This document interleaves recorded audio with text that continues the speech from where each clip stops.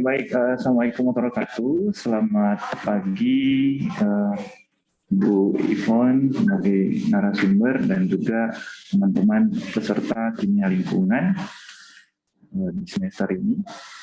Hari ini adalah kuliah tamu dari program studi oceanografi yang akan dibawakan oleh Ibu Ivon M. Rajawani, PhD, dari program studi oceanografi FITB TB. Ke depan, mata kuliah kimia lingkungan ini akan berkolaborasi dengan oceanografi lingkungan, yang dimana mahasiswa mata yang mengambil mata kuliah oceanografi lingkungan ini juga akan mengambil kimia lingkungan, gitu ya. Dan diharapkan untuk ke depan mahasiswa kimia lingkungan juga bisa mengambil mata kuliah oceanografi lingkungan di program studi oceanografi. Karena ini akan menjadi kolaborasi yang baru bagi kimia lingkungan dan oceanografi, dan tidak lepas dari kondisi pantai pesisir ya, dan memang kita atau sungai. Jadi kita di sini saling berkolaborasi dan bersinergi terkait sampel-sampel dalam mempelajari kimia lingkungannya, segi kimianya, dan oceanografi lingkungannya. Hari ini Ibu Ivon akan membawakan materi terkait degradasi dan kerusakan pesisir. Mungkin adalah salah satu materi yang diajarkan ya di mata kuliah oceanografi lingkungan. Dan juga Ibu Ivon juga bisa nanti menyampaikan apa saja sih yang akan dipelajari oceanografi lingkungan, karena materinya erat sekali. Kalau kimia lingkungan kita lebih ke kimianya ya, sama teknik analisisnya, pencemarannya, media lingkungannya. Kalau oceanografi lingkungannya lebih ke lebih luas ya, lebih ke ke sampelnya, kemudian bagaimana degradasi kerusakan pesisir misalnya seperti ini. Nanti bisa banyak sharing oleh Ibu Ivon. Dan oceanografi lingkungan ini, mata kuliah ini dibuka setiap semester. Beda sama kalau kimia lingkungan. Kimia lingkungan hanya semester genap. Oceanografi lingkungan bisa dibuka di semester ganjil. Jadi Anda bisa mengambil mata kuliah ini di semester depan. Dan yang kedua, ada kulapnya, ada kuliah lapangannya juga. Jadi kalau oceanografi lingkungan sama kimia lingkungan, tahun ke depan ya, kulapnya akan digabung gitu ya modulnya. Jadi mungkin ada salah satu wawasan yang baru gitu ya bagi yang mengambil mata kuliah kimia lingkungan atau yang mengambil oceanografi lingkungan. Di mana juga kita mempelajari juga teknik sampling dan analisis di praktikum juga ya, yang sekarang kita lagi siapkan untuk kuliah lapangan. Dan kebetulan Ibu Ivon kuliahnya bertepatan ya waktunya dan tepat lokasinya juga di Pangandaran untuk semester ini untuk oceanografi lingkungannya. Semoga bisa ketemu di hari Sabtu nanti minggu depan. Ya, karena beda lokasi ya, kita nanti di Musawiru Ibu. Mungkin Ibu sudah di tempatnya ya di Pantai Pangandaran. Kita tidak tempat untuk sampling dan analisisnya. Baik, tanpa panjang lagi, kita mulai mata kuliah ini. Dan kepada Ibu Ivon M. Rajawani, PhD, kami persilahkan. Terima kasih, salam kenal buat teman-teman semua. Saya menyampaikan terima kasih, ini saya sudah diundang oleh Pak Yudis untuk berbagi, mungkin sharing aja ya, sharing beberapa materi kuliah dari oceanografi lingkungan. Mudah-mudahan ada titik temu dan kita bisa lihat bagaimana sebenarnya kimia lingkungan, oceanografi lingkungan tuh sangat dekat, terutama kalau kita bicara tentang masalah pesisir ya. Dan ini kalau kita lihat laut yang bersih, ini harapan kita seperti ini. Ini salah satu di daerah, saya lupa ini di daerah kalau nggak salah di Labuan Bajo gitu, bukan Labuan Bajo, maaf, di daerah Wakatobi ya, ini di mana banyak beberapa mangrove yang ada yang sangat bagus. Saya dosen oceanografi dan saya menyampaikan terima kasih karena saya bisa sharing dan saya mungkin mulai dengan hal yang sangat sederhana. Kalau kita bicara tentang pesisir, itu aktivitas pesisir sangat tinggi, fungsi dan perannya sangat tinggi. Jadi di pesisir itu segala macam ada di situ. Ada yang kita bisa lihat di sini, ada misalnya ada wisata daerah sini, kemudian ada ada pertukaran CO2, ada perikanan, ada daerah industri, ada daerah macam-macam ya. Jadi ini memang beban pesisir itu sangat tinggi. Nah, secara umum pesisir itu sebenarnya orang awam mengatakan pantai, tapi pesisir itu lebih luas. Pesisir itu pengertiannya bahwa dia lautnya masih dipengaruhi oleh darat, daratnya masih dipengaruhi oleh laut. Jadi misalnya proses pasang surut yang tiap hari terjadi dan sebagainya itu terjadi di daerah pesisir. Ini aktivitas pesisir salah satunya dan fungsinya sangat banyak untuk ketahanan pangan, rekreasi, turisme, keanekaragaman, dan juga beberapa jenis mangrove misalnya bisa menjadi daerah sediment trapping ya. Jadi seringkali kalau Anda ke daerah di mana ada mangrove itu bisa menjadi sediment trapping, ada kontrol untuk coastal erosion, pertambangan, shipping, dan sebagainya. Nah, saya coba untuk membagikan sedikit bagaimana dampaknya kalau terjadi aktivitas yang tidak seimbang ya. Dan persoalan pesisir ini kerusakan dan degradasi sangat kompleks dan sangat luas. Nah, secara umum kalau kita bicara tentang degradasi dan kerusakan pesisir, ada dua mungkin faktor-faktor alami, misalnya bencana alam, tsunami tidak bisa dihindari, proses pantai tadi yang kita lihat misalnya tadi abrasi dan sebagainya, faktor non alami pencemaran industri atau pencemaran yang lain yang menyebabkan kerusakan karena kemudian ada kombinasi faktor alami dan non alami atau seperti misalnya contohnya perubahan iklim itu merupakan proses yang yang dianggap memang ada kenaikan muka air laut tetapi kemudian dipicu oleh karena aktivitas antropogenik yang sangat tinggi. Nah ini jadi ini. Kemudian kita lihat salah satunya proses pantai. Jadi saya mungkin akan banyak menyampaikan foto-foto supaya Anda bisa dapat gambaran kira-kira seperti apa. Nah ini mungkin sering yang kita lihat. Jadi abrasi pantai karena kekuatan proses pantai, gelombang, pasang surut ya yang terjadi, akibatnya ini akan merusak. Dan daya rusaknya tergantung. Bisa sangat sangat luas, masif dan sebagainya, tetapi juga bisa misalnya dia merusak sedikit demi sedikit. Anda bisa bayangkan ya kalau di daerah ini daerah Tapak Tuan Sumatera Utara, karena jalannya ini landai, pantai-pantai di Sumatera itu pantai agak landai ya, makanya ketika terjadi tsunami Aceh itu cepat sekali banyak sekali korban karena hampir cukup landai. Jadi ini dan terjadi abrasi ya, abrasi pantai, ada erosi, ada abrasi ya. Ini pengikisan ini kita bisa lihat di sini seperti ini. Kemudian ini juga ada yang terjadi akibat pasang surut. Kalau tadi biasanya kalau yang menghadap laut lepas itu biasanya terjadi karena gelombang. Tapi kalau ini gelombang atau kita sebut sebagai ombak. Ini kalau pasang surut, kalau Anda di tepi pantai, kita akan melihat bahwa setiap hari airnya itu garis pantainya akan berubah karena ada pengaruh pasang surut. Nah ini daerah Sungai Rokan, ya, kehilangan daratan karena apa?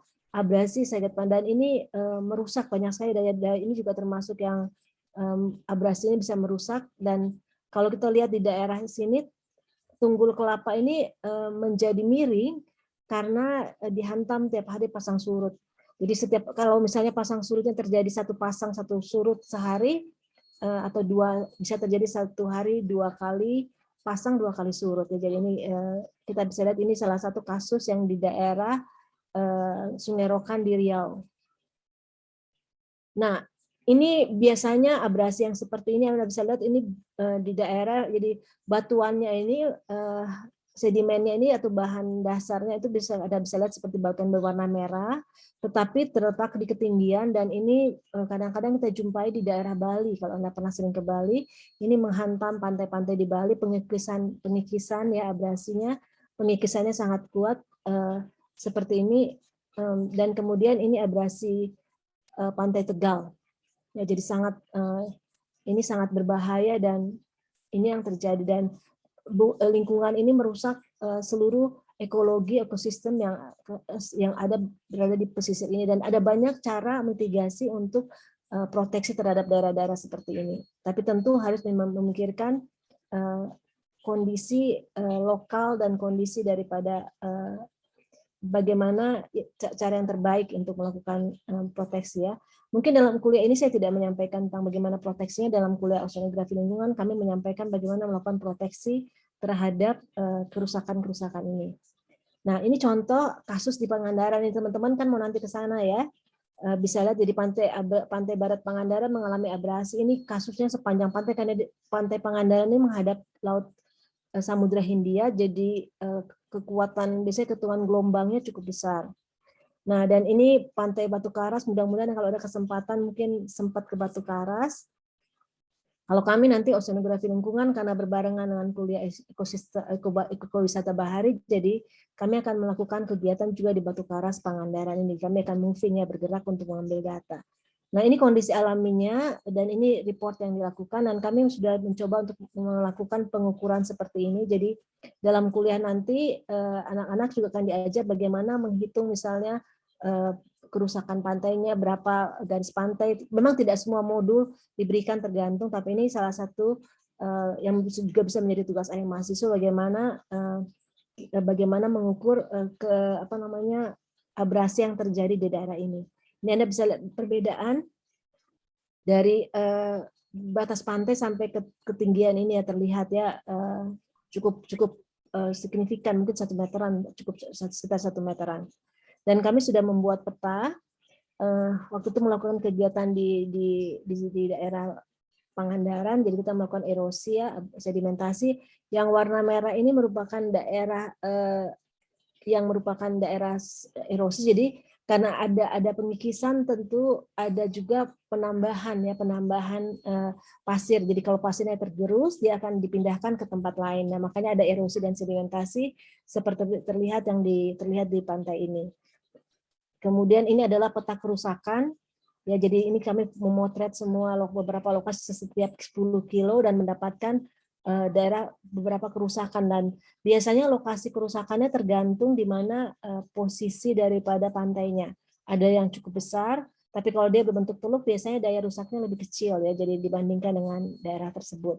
Ini biasanya kerusakannya bersifat jangka panjang karena proses yang terjadi di pantai itu terus-menerus terjadi. Makanya perlu dilakukan preventif atau perlu dilakukan proteksi terhadap daerah-daerah tersebut ini. Nah, tadi kita bicara tentang sesuatu yang natural ya. Jadi natural itu adalah yang terjadi mungkin diurnal, harian, seperti tadi abrasi dan akibat gelombang pasang surut. Tetapi ada juga yang disebabkan oleh karena alami, tetapi yang disebut sebagai bencana alam. Nah, bencana alam ini kan terjadinya tidak selalu ya, tapi dia biasanya bisa ada periode ulangnya, kadang-kadang tidak ada juga periode ulangnya. Ini kita lihat beberapa bencana alam yang banyak terjadi. Mungkin kalau teman-teman lihat, ada yang bisa lihat kira-kira yang mana yang berhubungan dengan kerusakan pesisir atau bencana berhubungan dengan bencana pesisir dari gambar yang Anda lihat di sini. Ada yang mencoba menjawab mungkin? Yang mana kira-kira yang akan berhubungan dengan masalah pesisir? Tsunami. Tsunami, ya. Banjir. Banjir, benar. Tornado. Tornado, benar. Hurricane. Hurricane, ya. Tornado, hurricane, hampir, ya. Anda bisa lihat di sini ya. Jadi ini semua dari vulcano juga kadang-kadang kan kemarin kasus itu ya, kasus yang di Tangkuban Perahu. Jadi ini banyak alami, tapi ini biasanya kalau yang natural disaster ini daya rusaknya sangat tinggi. Dan dia bisa merusak terutama misalnya tsunami, proses tsunami ya. Dia akan mengangkat, nanti kita akan lihat di bawah sini, Jadi ini beberapa sebelum saya masuk, ini beberapa penyebab, kemudian driver yang menjadi penyebabnya, kemudian driver yang penggeraknya, dan kemudian hazardnya. Di dalam istilah kebencanaan ada dua istilah, ada hazard, ada disaster. Mungkin teman-teman tahu kira-kira bedanya hazard dan disaster itu apa sih?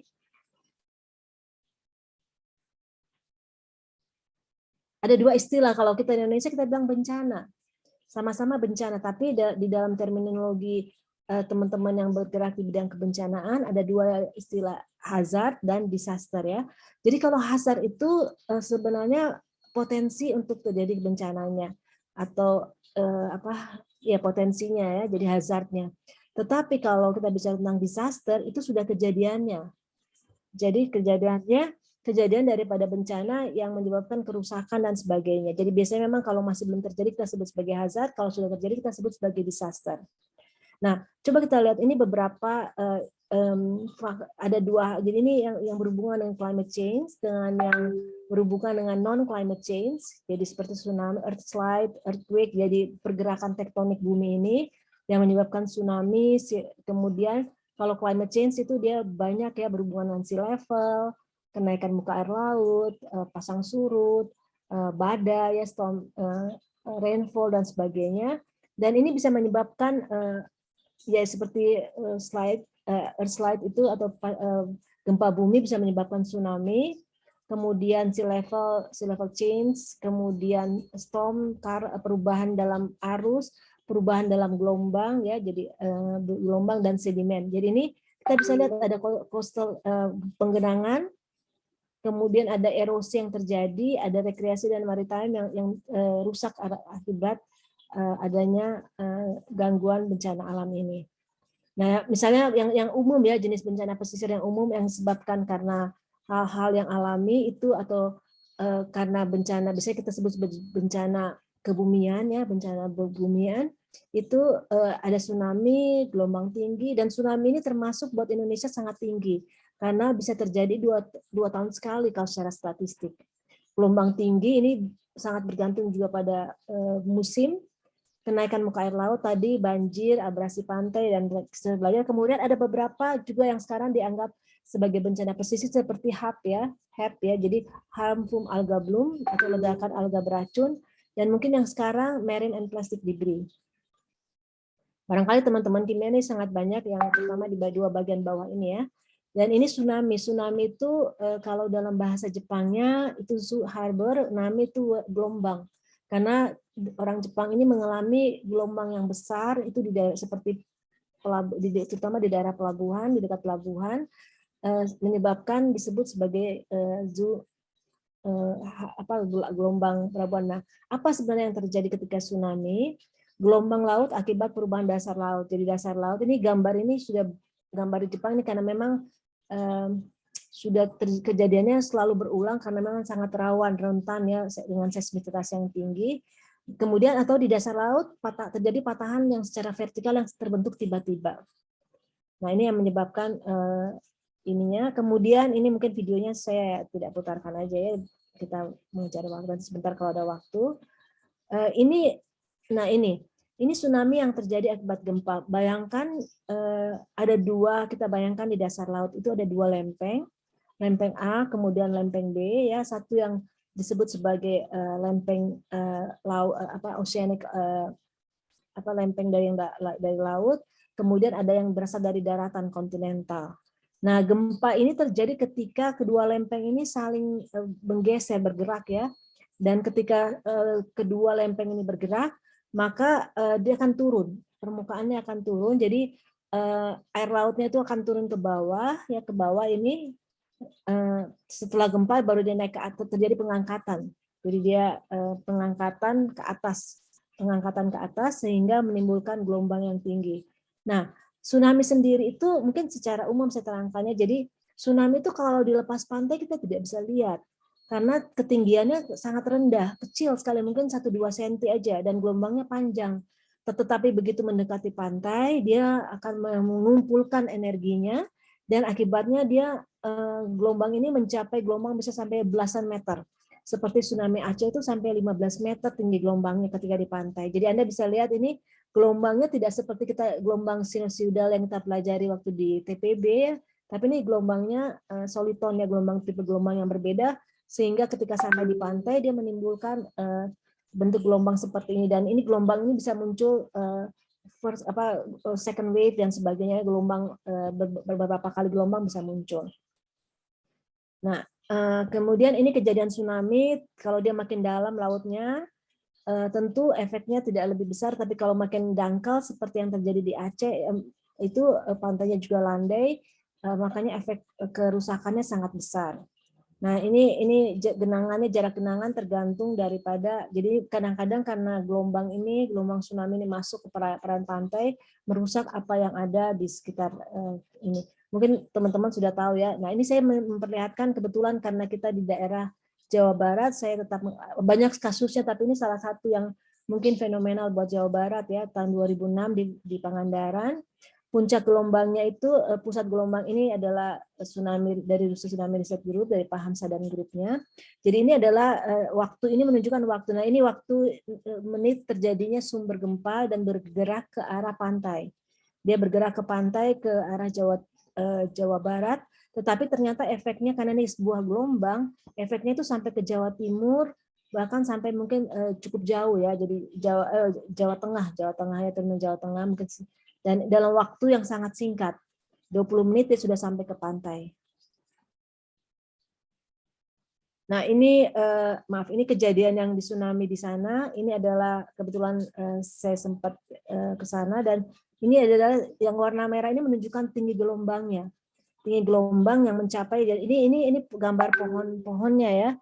Jadi ini kira-kira 1,5 meter yang warna-warna putih-putih ini. Di sini Anda bisa lihat.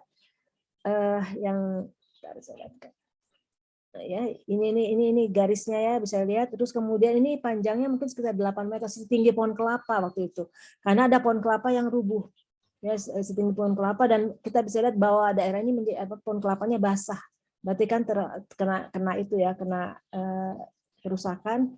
Ini daerah pesisir yang dulu banyak tempat sebelum Anda kejadian tsunami itu banyak sekali tempat jual-jualan dan sebagainya, tapi ini rusak dan sebagainya. Jadi ini kerusakan yang terjadi, dan kita bisa lihat bagaimana efeknya yang begitu besar terhadap lingkungan dan berapa banyak biota yang mati.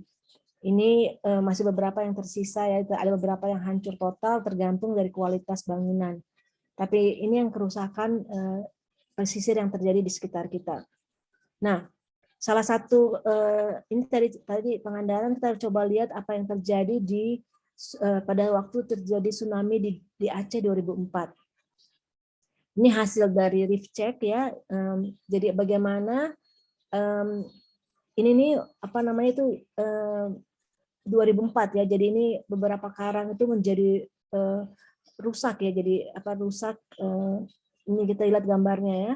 Di Pulau W itu blue coralnya ini bagaimana rusak, padahal untuk pertumbuhan karang itu sangat lambat, mungkin 1 cm itu bisa dalam sekian tahun. Jadi ini bagaimana ini menyebabkan kerusakan yang sangat besar, ya, sangat di Aceh. Kemudian ini anak Krakatau, kejadian 2018 tsunami Selat Sunda, itu karena adanya aktivitas ada Gunung Krakatau di situ, ya. Dan ini mungkin dampak tsunami-nya beberapa kerusakan ekologi yang susut. Tetapi Anda juga harus ingat bahwa kadang-kadang di daerah-daerah seperti ini, si tsunami ini karena dia merupakan efek dari letusan gunung api, dan gunung api itu mengandung banyak mineral-mineral. Jadi biasanya daerah-daerah setelah terjadi letusan seperti ini akan menjadi subur. Kalau teman-teman pernah pergi ke Gunung Merapi, ya, Gunung Merapi sekarang kan lava trip, ya, lava trip. Kalau Gunung Merapi itu kita akan menemukan banyak sekali pepohonan yang subur. Karena apa? Karena ketika dimuntahkan kandungan mineralnya cukup banyak yang berasal dari Gunung Merapi. Jadi ada Gunung Merapi termasuk juga mungkin misalnya kebakaran hutan itu kan mengandung banyak mineral. Biasanya setelah itu menyebabkan daerah yang cukup subur, dan ada beberapa yang melakukan riset bagaimana daerah ini menjadi daerah yang potensial dan subur.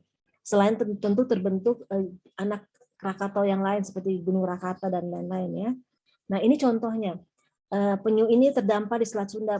Seharusnya dia tidak berada di daerah ini, tetapi akibat tsunami dia terbawa sampai ke di Selat Sunda, tidak tahu berasal dari mana, mungkin dari Lampung ya kalau kita lihat, atau mungkin ini jenisnya seperti ini, bisa terdampar di daerah Selat Sunda.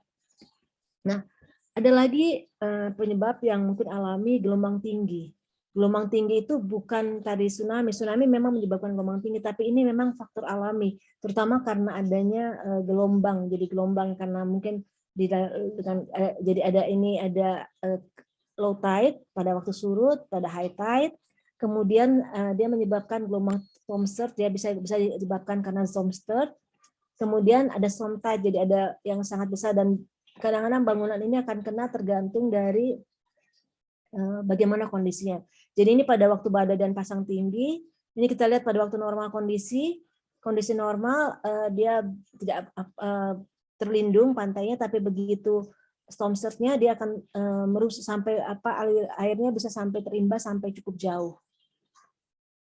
Nah, ini biasanya ini waspada gelombang tinggi. Ini daerah kita sangat banyak daerah yang gelombang tingginya bisa mencapai 4 meter, 2,5 meter, dan ini aktivitasnya sangat berbahaya untuk kondisi nelayan ya. Nah, ini adalah tidal flood. ROP itu sebenarnya bukan bahasa. Saya pertama berpikir ROP itu bahasa asing. Ternyata ROP itu bahasanya orang Jawa ya. Jawa Tengah, Jawa itu menggunakan istilah, terutama Jawa Tengah, orang Semarang menggunakan istilah ROP atau tidal flood sebenarnya istilah ilmiahnya. Jadi coastal flooding atau coastal flooding, jadi limpasan air yang berasal dari laut yang sampai ke darat. Nah, kalau Jakarta ini nih Muara Angke ini bisa sampai 30 sampai 60 cm, dan ini sudah hal yang sangat lumrah yang terjadi. Bahkan sekarang kalau kita lihat di Jakarta lebih tinggi airnya daripada daratnya ya. Ada foto yang saya tidak masukkan di situ, tapi ada ini. Nah, ini adalah, dan apa yang terjadi bahwa lingkungan ini akan merusak sistem perikanan, kemudian mungkin juga aktivitas masyarakat ini sudah pasti, tapi biota-biota juga sangat terganggu. Apalagi di daerah Muara Angke ini, Muara Angke, Muara Karang itu ada PLTU. Ya, jadi itu memang double jadinya efeknya terhadap daerah ini. Nah, ini salah satu storm surge yang sangat besar, biasanya terjadi di daerah ya ini salah satu di Amerika, dan dia efeknya sangat ya besar terhadap kerusakan pesisirnya ya. Nah, ini efek yang kita bisa lihat bagaimana penggerusan daripada dinding daripada pantainya ini, dan menjadi bangunan yang berbahaya. Nah, sekarang saya bicara tentang siklon tropis. Jadi hurricane, siklon tropis itu tergantung di mana lokasinya. Kalau siklon tropis biasanya di daerah Asia kita sebut. Kalau di daerah hurricane itu biasanya untuk daerah-daerah Amerika. Jadi kita sebut sebagai hurricane. Tapi sama, ada kekuatan angin yang sangat besar, menimbulkan seperti gerakan berputar seperti ini, cyclone ya, makanya namanya cyclonic, dan itu menyebabkan kekuatan yang besar. Jadi sebenarnya siklon tropis itu terjadi di atmosfer, di laut, bukan di laut, tetapi efeknya karena terjadi di atmosfer, efeknya sampai ke laut. Jadi dia menyebabkan di atmosfer, dan dia menyebabkan efeknya sampai ke laut ya. Dan ini yang salah satu yang paling update saya pikir siklon Seroja yang di NTT. Jadi sebenarnya kalau kita bicara tentang siklon ini ya, di Indonesia itu bukan daerah pembentukan siklon, karena dia Coriolisnya tidak terbentuk siklonik, itu yang menyebabkan Coriolis itu tidak, kita daerah 0 derajat ya, lintangnya daerah Coriolisnya kecil, tetapi berasal biasanya dari daerah, biasanya bisa dari utara itu dari Filipina, bisa dari Taiwan, bisa dari Cina. Kalau yang Seroja kemarin berasal dari selatan, dari Australia. Jadi dia bergerak seperti ini ada tanggal-tanggalnya, kemudian kecepatan dan sebagainya, dia bergerak tiba-tiba berkombinasi dengan mungkin angin yang saat itu bertiup ya bulan April, angin transisi, menyebabkan kerusakan di daerah di daerah NTT ya, dan banyak daerah yang ini. Jadi ini adalah jenisnya. Anda bisa lihat ini pergerakannya ya, dan tiap hari dia bergerak tergantung ini, karena ini siklon ya, dia awan itu bergerak terus tapi efeknya besar. Dan kita bisa lihat ini efeknya ini siklon tropis yang kita bisa lihat yang tadi itu, yang ini yang daerah-daerah yang dipengaruhi dan menyebabkan gelombang tinggi di beberapa lokasi ya. Jadi beberapa lokasi itu bisa sampai 6 meter, makanya daya rusaknya menjadi sangat tinggi. Tapi ternyata bukan hanya di NTT. NTT memang paling hebat ya dampaknya, tetapi dia dampaknya juga bisa lihat di gambar-gambar yang lain. Ini daerah Sulawesi, kemudian Lombok, Bali, ini daerah Maluku, di daerah Laut Banda dan sebagainya.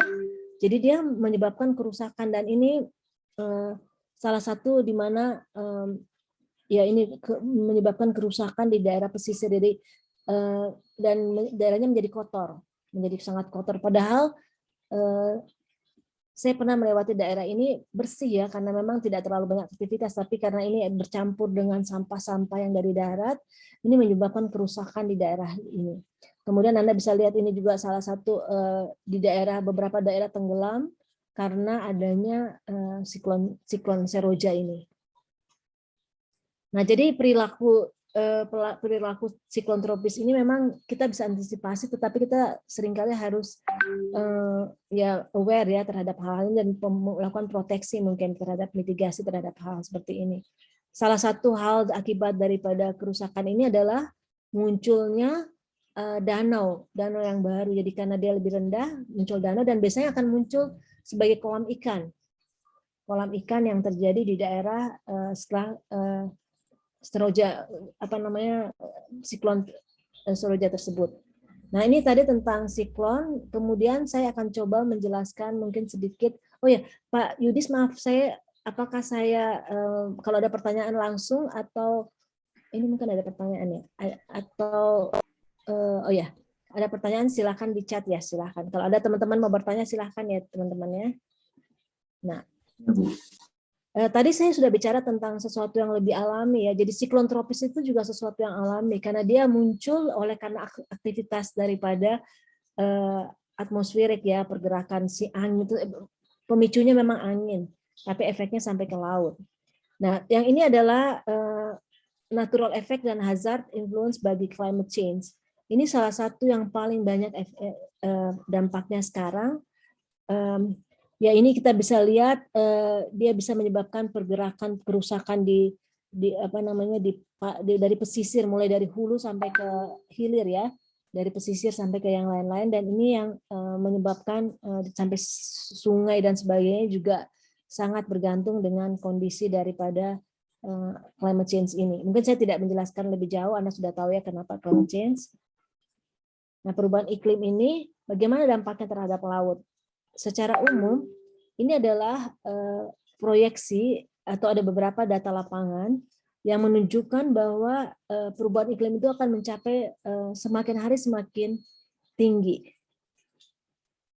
Memang sebenarnya kalau kita bicara tentang iklim itu ada variasinya. Ada, kita lihat ya, iklim misalnya ada iklim atau cuaca yang sifatnya harian itu bisa berubah, sebentar hujan, sebentar nggak hujan, tetapi perubahan iklim itu biasanya ditandai oleh sesuatu perubahan yang eksponensial dan tidak seperti, memang ada naik turunnya, fluktuasinya seperti digambar di sini ya, tapi cenderungannya, trennya adalah naik atau turun naik. Jadi kita lihat bahwa temperaturnya naik, bahkan sekarang sudah diduga bahwa kira-kira naik 1,5 derajat. Ditakutkan, khawatirkan, ada beberapa riset yang kami lakukan itu memang menunjukkan kenaikan yang cukup signifikan. Kemudian sea levelnya juga naik, dan ini greenhouse gasnya juga naik, sehingga menyebabkan emisi CO2-nya menjadi naik juga. Nah, ini efek secara dunia, tapi setiap negara tentu, setiap lokasi negara akan berubah-ubah sesuai dengan kondisinya. Nah, ini adalah data lapangan, yang B ini adalah observe. Jadi data lapangan yang dilakukan atau ada yang lapangan ataupun melalui satelit dan sebagainya yang sudah berlangsung kira-kira 100 tahun. Ya, 100 tahun, dan memang kita lihat bahwa angka-angka ini menunjukkan kenaikan ya. Ada beberapa tempat menunjukkan kenaikan, sekalipun ada juga yang menunjukkan penurunan. Ini ada anomali temperaturnya ya, 0,4, 0,6 dan sebagainya. Jadi dia bisa naik sampai 1,5 derajat. Anda bilang kan 1,5 derajat tidak apa-apa karena kita sudah orang tinggal di daerah tropis, sudah biasa naik temperatur hari ini di 27, besok 30 mungkin biasa saja, tetapi secara umum untuk bumi ini itu akan berdampak. Terutama daerah-daerah misalnya subtropis, kalau ada kenaikan 1,5 derajat, bisa-bisa daerah Australia lama-lama menjadi daerah tropis. Karena yaitu ya dampak daripada perubahan iklim ini. Kemudian ini yang ini adalah perubahan daripada presipitasi atau curah hujan ataupun es ya tahun 50 sekitar 50 tahun, 60 tahun jadi dua iklim itu secara umum dikatakan satu periode iklim itu minimal 30 tahun. Jadi kalau 60 tahun ini kira-kira dua periode iklim ya. Jadi ini kita lihat bahwa memang ya secara umum menunjukkan beberapa tempat yang menunjukkan kenaikan, beberapa tempat menunjukkan jadi ada perubahan. Jadi unequivocal dan beberapa tempat tidak bisa diprediksi ya dari skala dekada sampai milenial. Nah ini apa yang terjadi perubahan iklim itu sangat besar efeknya terhadap yang terjadi di daerah pesisir. Nah ini gambar yang ini mungkin sudah Anda pernah dapat dari gambar yang lain. Tahun 80 kira-kira mungkin Anda tidak tahu sudah belum pada lahir ya. Tahun 80 itu sekitar 30-40 tahun yang lalu itu glasier Columbia itu masih terlihat banyak bongkahan es. Tetapi hari-hari terakhir ini sudah 2005 sudah tidak terlihat ya, sama seperti yang ini bongkahan glasiernya besar tapi sekarang sudah makin kecil. Ice meltingnya makin kecil. Dan selain perubahan iklim selain menyebabkan pencairan es dan sebagainya, ini salah satu yang dianggap berbahaya adalah extreme event. Jadi makin banyak terjadi ekstrim ya, kondisi ekstrim di daerah-daerah seperti heat waves. Makanya sekarang sudah dilakukan penelitian mengenai marine heat waves. Marine. Jadi biasanya orang berpikir heat waves itu yang terjadi di udara aja, temperatur udara. Tetapi ternyata di laut itu juga karena terjadi di atmosfer itu menyebabkan juga adanya marine heat waves di perairan Indonesia atau di perairan dunia. Ada kekeringan, ada flooding, ada cyclone, ada kebakaran hutan, ya, dan semua menyebabkan tingkat kerentanan yang sangat tinggi terhadap ekosistem dan juga tentu aktivitas manusia. Tapi ini dan kalau dari data statistik, extreme event itu semakin tinggi, curah hujan yang ekstrim itu sudah semakin sering terjadi dan ya banyak hal ya termasuk juga misalnya peristiwa El Nino, La Nina yang terjadi yang semakin tinggi frekuensinya. Nah, salah satu efek daripada perubahan iklim jadi adalah coral bleaching. Ini lokasi yang hampir sama before dan after ya. Jadi ini before dan after. Ini di daerah Great Barrier Australia. Ini merupakan daerah yang dianggap paling cantik karena daerahnya keindahan karangnya sangat bagus. Tetapi akibat coral bleaching, pemutihan karang, lama-lama menyebabkan karang ini mati. Nah, kenapa terjadi? Mungkin teman-teman tahu kenapa karangnya bisa menjadi memutih.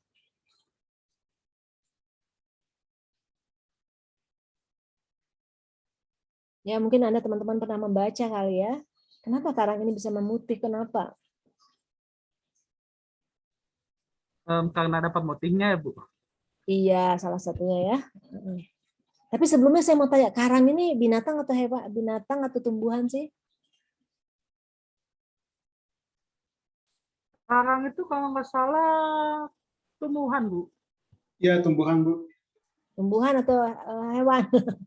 Nanti ada baca lagi. Tapi sebenarnya dia terumbu karang ini bukan tanaman ya, dia masuk dalam jenis hewan. Jadi karang itu punya sesuatu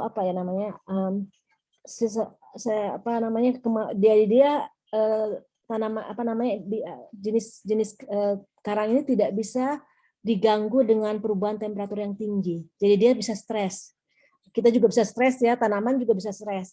Jadi kalau dia diganggu mungkin dengan temperatur yang tiba-tiba berubah drastis seperti misalnya kenaikan temperatur 1 derajat dalam waktu yang kira-kira 2 minggu, itu menyebabkan tanamannya menjadi stres dan dia mengeluarkan sesuatu zat ya seperti pemutih yang memutih dan itu menyebabkan dia terjadi pemutihan karang. Mungkin proses biologinya, proses kimianya Anda bisa baca lebih detail ya tadi bagaimana caranya. Tapi sebenarnya itu jadi ketika terjadi misalnya kenaikan muka air laut, makanya di pantai-pantai Bali itu kayak di Bali ini beberapa menjadi rusak. Ya, ini kalau yang pertama itu mungkin karena karena perubahan iklim, karena kenaikan muka air laut ya, temperatur air laut, dan yang kedua di Bali. Bali ini kebetulan juga tahun 2015 itu terjadi El Nino yang besar, yang cukup kuat. Temperaturnya itu, perbedaan temperaturnya itu kalau di daerah Pasifiknya ya, di daerah Amerika Latinnya itu, di daerah Peru itu kira-kira 2 derajat.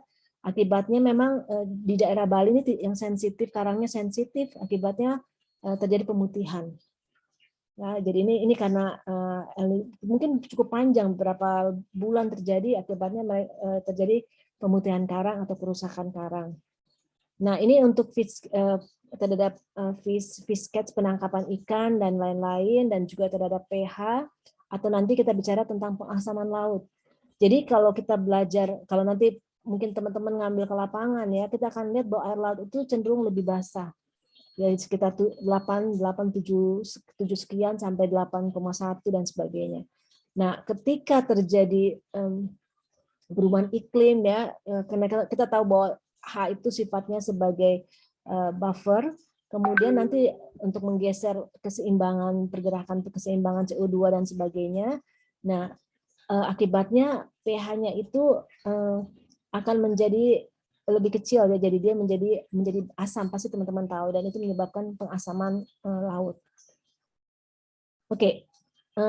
Mungkin ada yang mau bertanya, ini saya bicara tentang sesuatu yang sifatnya lebih general terhadap laut, apa yang terjadi dengan laut ya. Ya, nanti mungkin kalau ada yang mau bertanya silakan. Nah, saya akan lanjut dengan sesuatu yang saya sebut sebagai Hamfum alga bloom. Ada yang pernah mendengar tentang Hamfum alga bloom? Belum, Bu. Wah, ini sangat Mungkin pas lagi browsing di Wikipedia pernah lewat baca tapi nggak mendalami. ya. Nah, Hamfum alga bloom ini sebenarnya ya, jadi ini apa namanya? Jadi hap ya, disebutnya hap ya. Jadi kenapa disebut alga sesuatu yang baik. Tetapi ketika dia kondisinya sangat meledak, kalau istilahnya meledak ya, ledakan, kalau istilah Indonesia belum meledak begitu ledakan, maka beberapa jenis ini juga sifatnya merusak atau toksik. Jadi harmful, makanya dia disebut sebagai harmful alga bloom. Alganya sebenarnya baik. Fenomena yang terjadi karena blooming. Jadi blooming dari suatu fitoplankton atau alga mikroskopis yang mengandung racun. Jadi ini mengandung racun, toksit. Nah, mungkin Anda tanya, di Indonesia ada nggak harmful alga bloom ini? Atau jenis alga seperti ini. Kira-kira di teman-teman ada yang pernah dengar nggak kasus di Indonesia?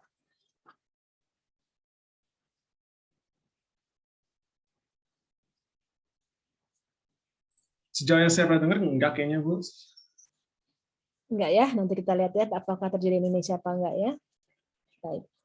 Nah, jadi apa yang terjadi, sel-sel alga mikroskopiknya itu mengalami peningkatan kelimpahan sehingga pigmennya mengubah warna, dan ini juga dibantu oleh karena dari alga tertentu, jenis alga tertentu, dan kadang-kadang kita sebut sebagai red tide.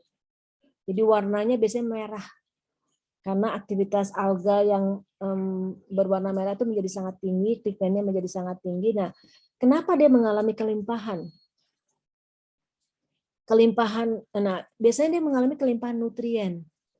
Nutriennya kelimpahan, jadi di sebuah laut, bayangkan sebuah laut, itu bisa kelimpahan nutrien itu bisa, mungkin teman-teman lebih tahu ya nutrien itu bisa dari mana, jadi bisa muncul karena dari aktivitas, misalnya aktivitas industri.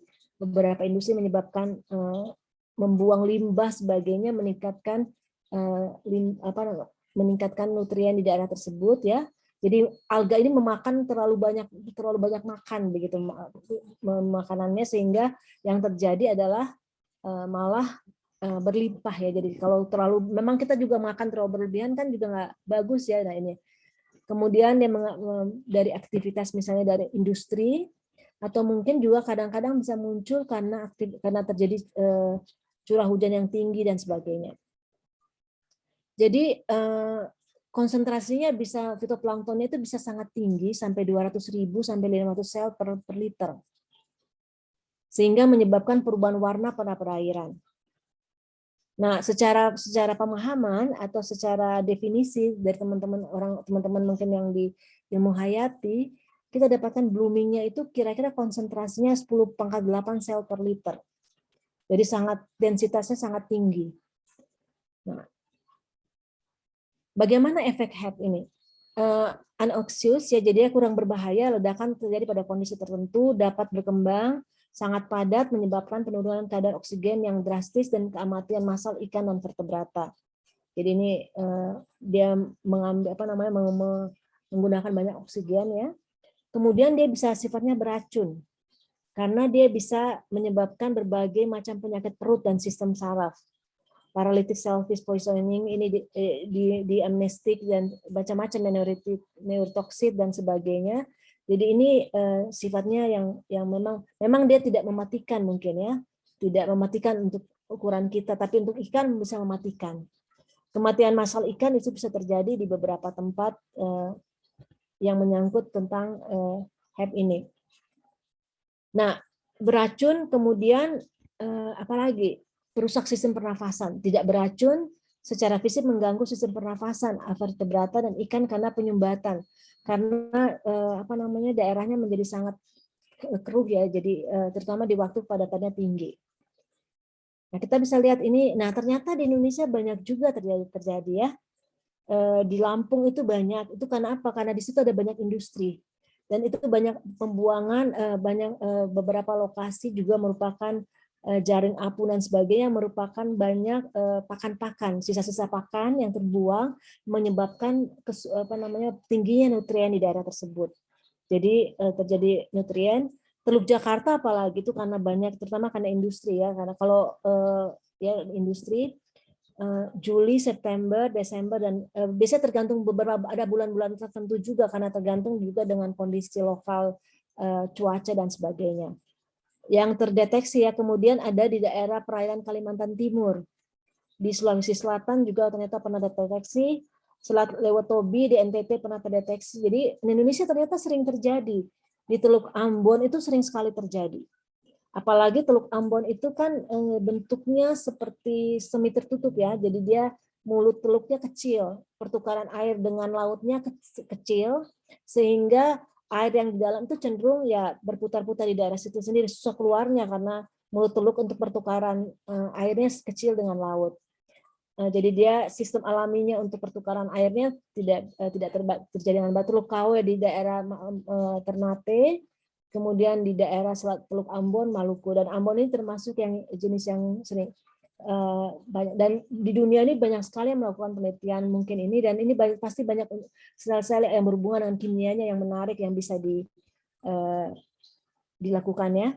Nah, ini adalah kasus Teluk Jakarta 30 November 2015. Ternyata tiba-tiba terjadi kematian ikan massal. O2-nya menurun karena dikonsumsi oleh alga dan sebagainya. Anda tahu proses respirasi dan proses makan-memakan di daerah laut.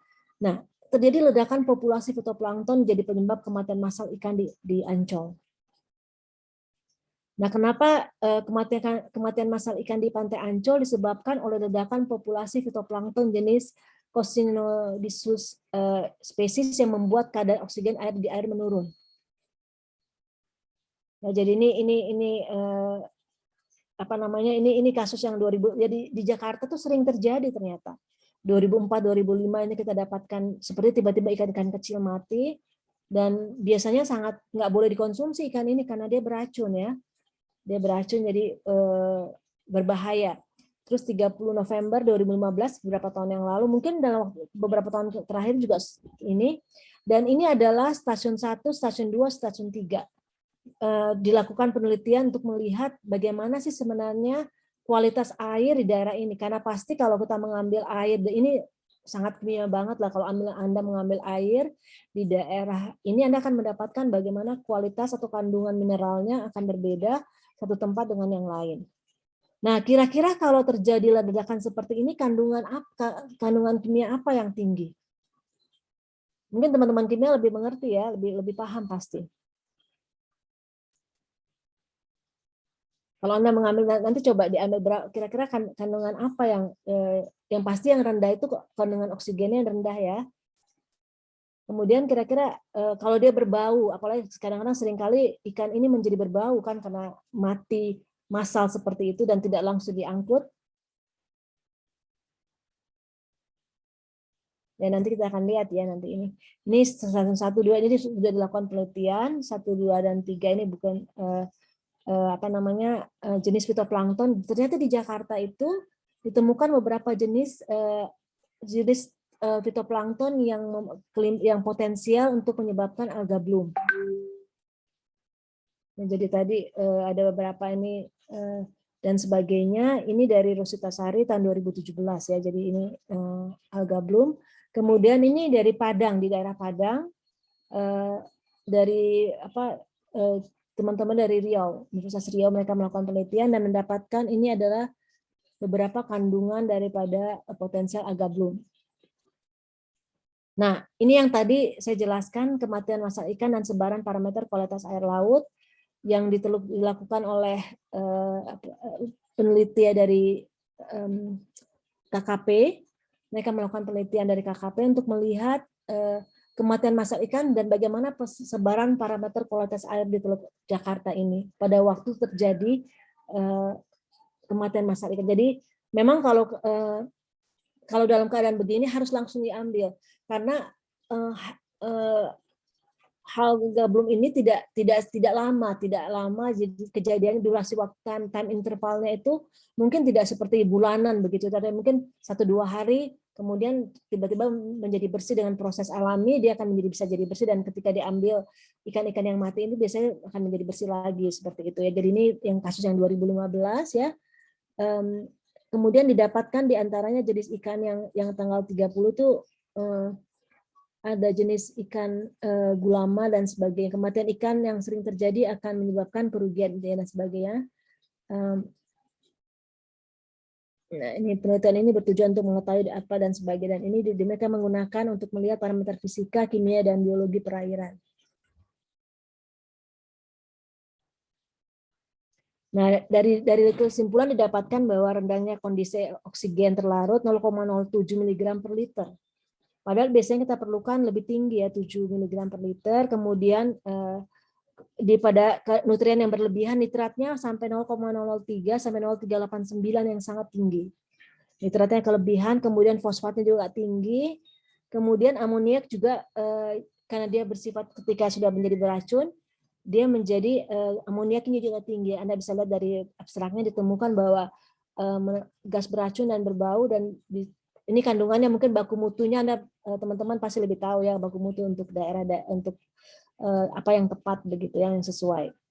Nah, ini kode stasiunnya 1, 2 dan 3 ini kedalaman perairannya, oksigen terlarutnya. Nah, ini beberapa tempat di stasiun 11 itu menjadi sangat rendah ini. Anda lihat ya di sini dua lokasi ini rendah sama ini 2 lokasi. Tapi yang lainnya cukup tinggi 8. Jadi stasiun 1 masih baik kondisinya. Salinitasnya tidak banyak berubah ya. Ini mungkin 13 itu biasanya daerah estuari. Nah, ini pH-nya. Nah, mungkin kita coba lacak satu-satu ya. Mungkin karena teman-teman juga orang kimia lebih paham barangkali. Stasiunnya ini ada, ini kedalaman perairannya relatif dangkal dari 2 meter ya 1,7 sampai mungkin 10 meter ya, tidak ada terlalu dalam. Terus kemudian transparansi kecerahannya ini sangat bervariasi ya. Ada yang 0,5. Jadi kalau saya bilang sih daerah ini sudah cukup keruh. Kenapa? Karena hanya sampai setengah meter kita bisa lihat. Kalau jernih mungkin kita bisa dapat sampai 3 meteran ya, karena dan dia juga dangkal jadi ini, tapi di beberapa tempat kita bisa dapatkan sampai 3 meteran karena memang lebih jernih. Tapi di daerah terutama di stasiun 13 ini stasiun yang ya kita lihat bahwa ininya kecerahannya memang rendah keruh ya di daerah tersebut. Kemudian suhu airnya tidak banyak berubah ya, bervariasi 31,8 sampai 32. pH-nya, kalau kita lihat pH-nya beberapa tempat ternyata sudah mulai rendah. Dan yang ini kasus yang banyak terjadi di stasiun 13 itu pH-nya menjadi 7,6. Jadi turun sampai 7,6, yang lain masih 8, di atas 8 atau ya ada mendekati 8. Tetapi ketika kita lihat sanitasi juga tidak ini sanitasi mungkin berhubungan dengan lokasinya ya, ini mungkin estuari di stasiun 13. Nah, oksigen terlarutnya ini yang paling kita jumpai yang rendah itu ya memang di lokasi 13 ini. Dan ORP itu oksigen parameter untuk menentukan pencemaran, tingkat pencemaran ya, ini bisa ORP ya. Nanti kita lihat ininya. Dan ini adalah water quality parameter di 1 sampai 3 Desember ini 2015, ini parameter-parameter yang lain. Dan nitratnya itu di beberapa lokasi memang menjadi sangat tinggi. 0, di stasiun 13 ini tinggi, ortofosfatin juga tinggi, amoniak juga tinggi ya di stasiun 13. Nah, ini TSS sedimen terlarutnya juga tinggi. Kemudian BOD-nya juga menjadi tinggi karena kebutuhannya tentu menjadi oksigennya karena rendah, jadi dia kebutuhan oksigennya menjadi besar ya. Besar ini sulfatnya mungkin tidak terlalu tinggi, mangan juga tinggi di sini, dan ini kepadatan fitoplankton yang ditemukan. Tapi sayangnya di daerah stasiun 13 ini tidak ditemukan fitoplankton yang ya. Nah, ini hasilnya O2 yang rendah, fosfat meningkat. Jadi stasiun-stasiunnya yang Anda bisa lihat di sini, stasiun yang di lokasi-lokasi daerah yang ditinjau, stasiun 13 terutama yang banyak terjadi pencemaran ya, ini yang di sini ya, di muara sungai ini. Di muara sungai, dan kita akan lihat bahwa O2-nya menjadi rendah ya. Kemudian nitratnya meningkat, ini warna-warna menunjukkan kandungannya, jadi warna merah dan sebagainya menunjukkan kandungannya. Amoniaknya juga meningkat. Jadi sesuai ya, jadi antara data yang kita lihat secara visual, kita lakukan pengukuran, dilakukan pengukuran, didapatkan hal yang sama. Ternyata ini memang seperti ini O2-nya. Dan nah, kasus yang lain misalnya kasus red tide, ini memang dia menjadi merah di Pulau Ai, di daerah Maluku Tengah. Nah, kemudian fenomena ini pun di pulau pada minggu 21 bulan 6 ini tahun 2000-an ya, saya nggak tahu tahun berapa, tapi ini diperoleh dari Kompas, dan ini adalah Dinoflagellata penyebab red tide. Ini yang sedang blooming.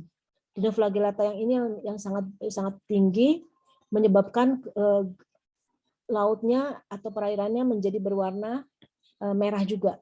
Dan biasanya jenis ini kalau beberapa peneliti asing yang melakukan, mereka melihat biodiversity-nya. Jadi apakah Dinoflagellata yang ada di pulau perairan Indonesia itu sama dengan misalnya di Filipina. Filipina juga banyak sekali terjadi HEP ini termasuk yang paling tinggi.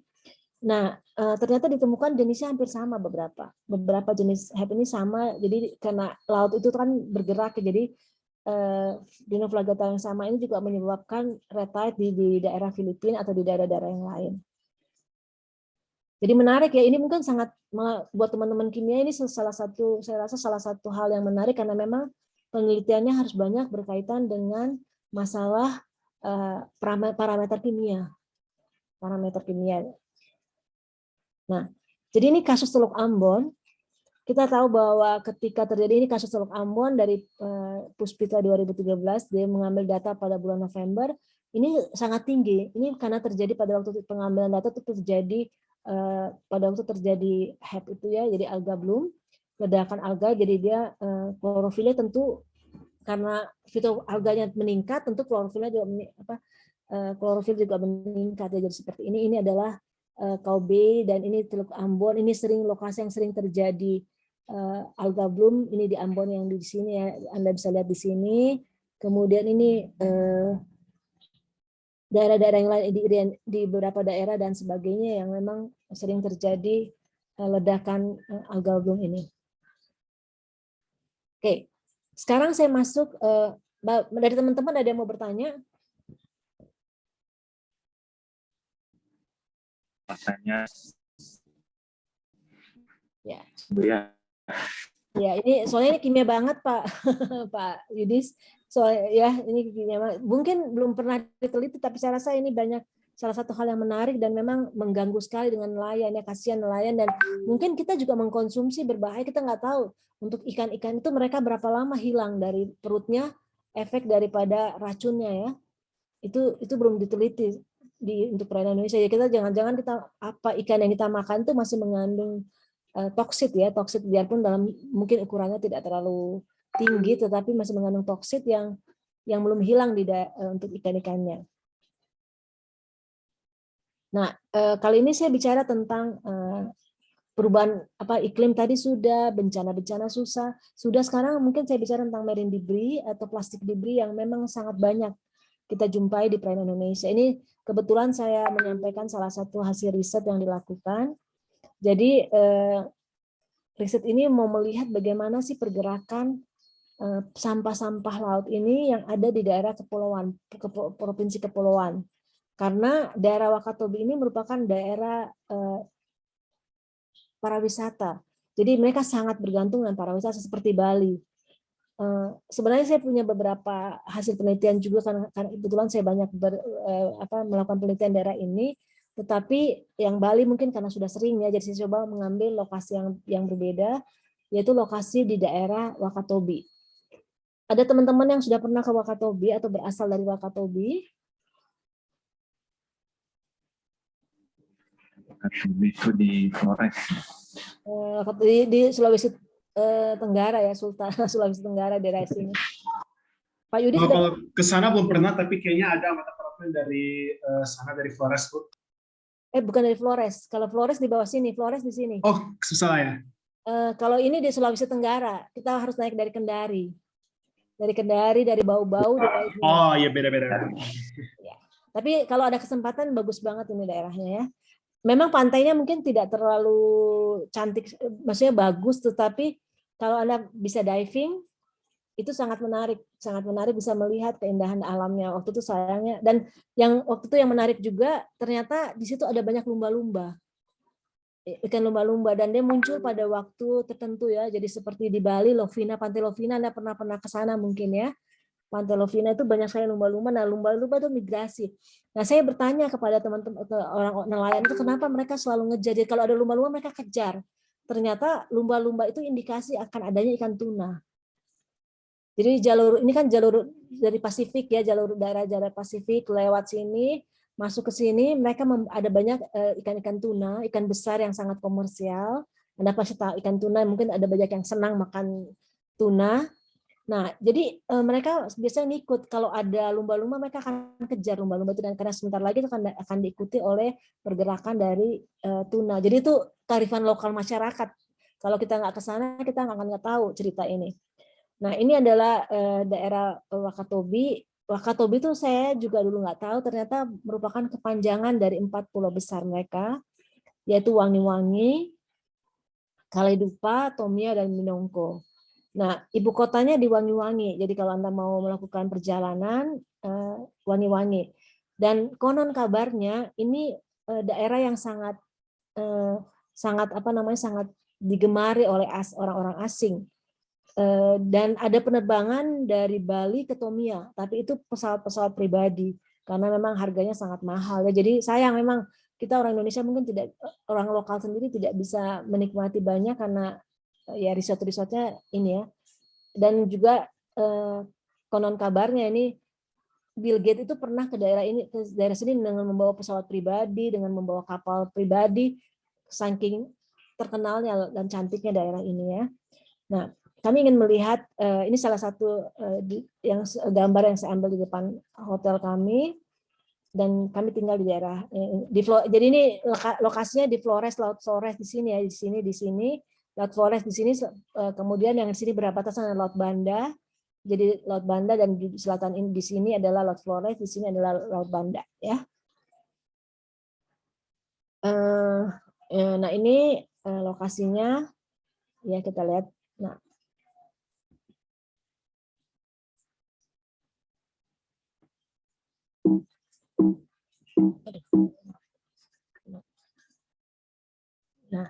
ternyata sekalipun masyarakatnya tidak terlalu padat penduduknya, tapi ternyata karena perilaku masyarakat akibatnya membuang sampahnya itu tidak tertib. Dan di sana juga tuh ada masyarakat Bajo ya, Bajo. Kalau Anda ke daerah timur, masyarakat Bajo itu tersebar mulai dari Labuan Bajo. Labuan Bajo itu memang tempat saya juga pernah ke sana dan bertemu dengan mereka punya komunitas masyarakat Bajo itu. Masyarakat Bajo itu kalau yang di daerah Wakatobi itu Bajo Mula. Nah, mereka rumah mereka selalu harus terkena air. Jadi mereka selalu harus membangun rumah di atas air. Karena memang itulah filosofi mereka, hidup mereka ya. Mereka memang sangat ikut hidup harmoni dengan air, dengan laut. Jadi mereka selalu harus membangun rumah mereka di atas laut dan makin lama bisa makin banyak. Waktu itu sempat kami melakukan kunjungan ke daerah sana, ke daerah masyarakat Bajo ini, dan buat mereka anak 3 itu Pak Yudis termasuk sedikit Pak. Anak mereka tuh 4, 5 tuh termasuk 6 dan jumlahnya banyak Pak Yudis. Jadi lumayan, makanya rame jadinya, cepat berkembangnya. Jadi ini masyarakat Bajo di daerah tersebut.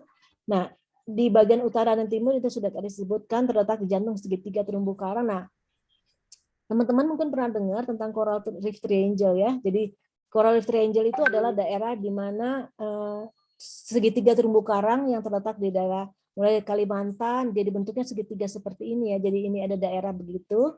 Nah, ini daerah di mana karang-karang itu merupakan pusat daripada pusat terumbu karang seluruh dunia. Dan ini merupakan daerah-daerah yang dianggap merupakan pusat daripada seluruh terumbu karang yang ada di dunia ya. Ini daerah perairan Wakatobi, perairan Banda dan sebagainya. Nah, di sini ditemukan timbulan sampahnya mencapai 0,55 kg per rumah tangga. Padahal secara baku mutu itu harusnya boleh 2,2 kg per rumah tangga. Memang ada banyak ya, mungkin banyak faktor untuk hal begini, dari mungkin perilaku masyarakat yang masih membuang sampah ke laut, juga mungkin sistem IPAL mereka yang belum bagus, jadi sistem pembuangan sampah dan sebagainya, juga mungkin tempat-tempat sampah yang inseminasi yang belum baik dan sebagainya.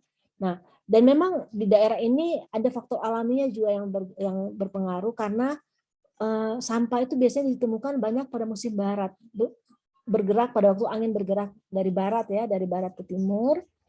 Dan pada waktu musim barat itu pada bulan-bulan Desember. Sekarang kita baru saja melewati musim barat ya, pada bulan Desember, Januari, Februari itu adalah musim barat. Nah, itu anginnya bergerak dari barat dan itu menyebabkan biasanya curah hujan tinggi. Curah hujan tinggi ini membawa banyak biasanya sampah-sampah ke darat. Pada musim barat, sampah banyak terdapat di bagian barat Pulau Wangi-Wangi. Pada musim timur, sampah banyak terdapat di bagian timur Pulau Wangi-Wangi. Ya, ini karena sesuai dengan kondisi jadi ini, tapi jumlahnya ternyata cukup besar ya. Nah, ini salah satu kejadian itu di tahun 2018 bulan November. Ini mungkin teman-teman pasti ingat ya, bahwa ada stomach whale.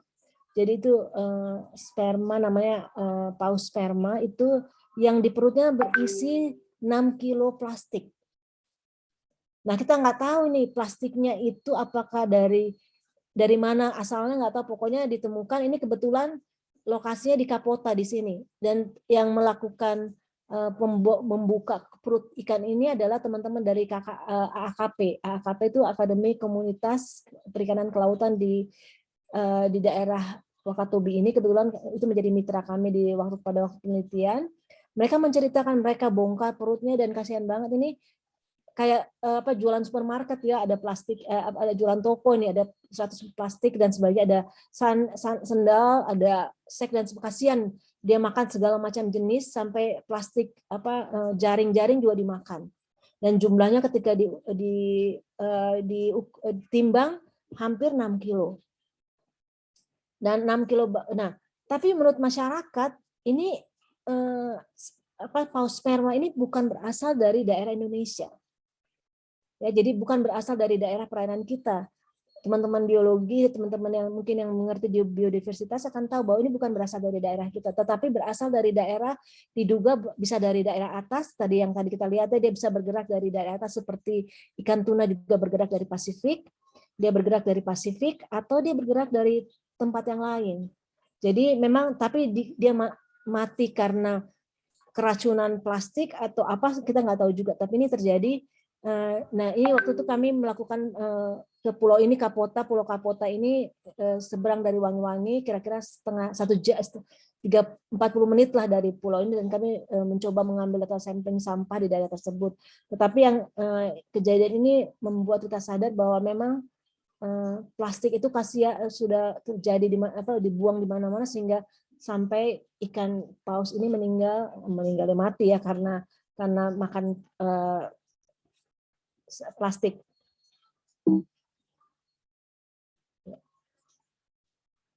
Nah, apa yang kami lakukan? Kami mencoba untuk membuat simulasi. Jadi dengan pemodelan matematik, saya mencoba untuk melakukan pergerakannya, distribusi. Jadi ini adalah trayektorinya, sumbernya dari Pulau Wangi-Wangi. Ini menjadi tugas akhir mahasiswa, dan ini adalah yang panah-panah ini merupakan angin. Jadi ini anginnya dari utara ke selatan. Kalau yang ini adalah dari ini musim barat, yang sebelah kiri itu musim barat, biasanya musim barat, musim utara. Kemudian ini yang sebelah kanan ini adalah yang anginnya dari tenggara, ya dari tenggara, kira-kira dari tenggara. Nah, jadi sumbernya yang warna merah tengah ini adalah sumber di mana kami mulai melepaskan kalau ada sampah atau ada satu partikel, atau kita anggap partikel itu seperti sampah yang bergerak, ya bergerak seperti itu. Kemudian sampah ini dilepaskan sampah dan dilacak setelah sekian hari kira-kira pergerakannya sampai kemana.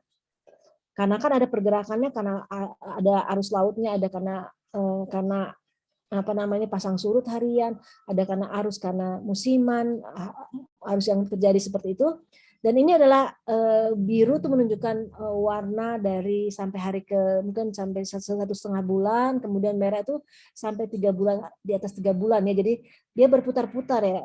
Ini waktu itu kami melepaskan secara model matematik, kami melepaskan mungkin 100 partikel, dan kita akan lihat bagaimana penyebarannya bisa kemana-mana. Dan ini tentu berbahaya, sampah plastik ini bisa menyebabkan penyebaran kemana-mana. Nah, ketika anginnya berubah musim tenggara, dia bergeraknya seperti ini, ya karena anginnya bergerak begini dan dia bergerak ke bawah. Nah, kenapa dia tidak bergerak lagi di daerah sekitar di sini? Karena di sini ada karang atol. Makanya nanti kalau Anda ke sana, Anda menyelam, Anda akan mendapatkan banyak karang-karang atol di daerah ini, sehingga itu seperti barier di dasar laut. Barier di dasar laut, akibatnya pergerakannya itu akan bergerak seperti di sini. Kalau di sini kan dia bergerak sekitar pantainya ya, sekitar pulau-pulaunya, di sini kan di pulau-pulaunya ya. Tapi kalau yang di sini dia bergerak menjauh, tapi dia karena dari sini makanya dia bergerak seperti ini. Jadi ini peranan daripada angin yang kami coba simulasikan kalau terjadi sampah di daerah tersebut. Dan ini adalah hasil marine plastic debris yang stranded, yang terdampar di pantai. Ini berdasarkan model matematiknya. Jadi kalau musim barat, ini yang warna merah adalah red di Pulau Wangi-Wangi, red itu adalah east monsoon atau musim timur, blue adalah west monsoon yang tadi kita lihat. Dan memang di penyebarannya itu kalau dia berbeda lokasinya. Jadi ini mungkin penting untuk pengelolaan sampah ya. Jadi kita tahu kira-kira konsentrasi pembuangan nanti sampahnya itu akan bergerak sampai di mana. Seperti yang di Bali itu kan di beberapa tempat, misalnya di daerah Kuta itu karena itu akan tempat di mana sampahnya berkumpul. Nah, ini juga seperti ini. Ini kalau source-nya dari Wangi-Wangi, kalau ini source-nya dari Pulau Kapota di mana ditemukan tadi kita lihat paus itu ya, ikan paus sperma tadi. Nah, yang terakhir kami mencoba membuat aplikasi, ini aplikasi smartphone application Marine Debris Reporter. kami mencoba mendata. Jadi kalau kami ke lapangan memotret, kemudian kami mendata ya semacam aplikasi yang Anda bisa dapatkan di Google Play Store dan Application Store. Ini salah satu kegiatan pengabdian masyarakat yang kami buat ya di Prodi Oceanografi dengan beberapa timnya, ada Pak Faisal, saya, Bu Mona, dan Pak Faruk. Dan kita potret, kita tuliskan apa jenisnya, dan itu menjadi semacam penyimpanan ya, storage, untuk melihat, nanti kami bisa melihat, bisa menggambarkan, oh di daerah ini ada lokasinya, kita hanya perlu register, kemudian kita bisa klik, nanti Anda bisa diminta potret, dan ada beberapa informasi singkat untuk menjadi database kami. Mungkin demikian Pak Yudis, saya sudah bicara dari A ke Z, kira-kira ini persoalan yang banyak dijumpai di masalah lingkungan, dan kita juga biasanya melakukan kegiatan lapangan Pak ya, biasanya lapangan mengambil data tentang sampah, misalnya kami ambil data tentang sampah atau penanaman mangrove di beberapa lokasi untuk konservasi dan sebagainya. Demikian Pak Yudis, saya kembalikan ke Pak Yudis.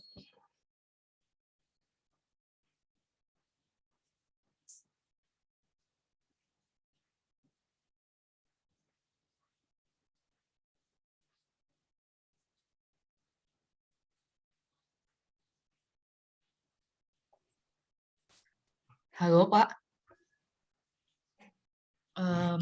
Ibu mungkin bapaknya lagi Ya nggak apa-apa, lagi nge-like ya Bu, jadi di silakan saya Afifah, dulu. kamu mau bertanya?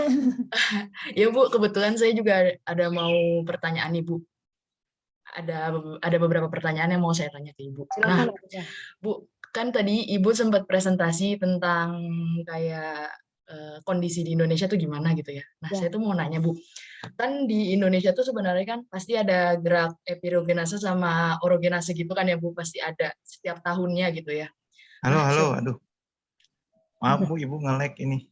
Nggak apa-apa Pak, sudah ada Afifah. Laptopnya. Nggak apa-apa Pak. Ya, memang biasanya begini kalau sudah akhir-akhir. Ya, baik. Jika ada yang mau ditanyakan, silakan klik fitur raise hand atau chat box. Jangan lupa ini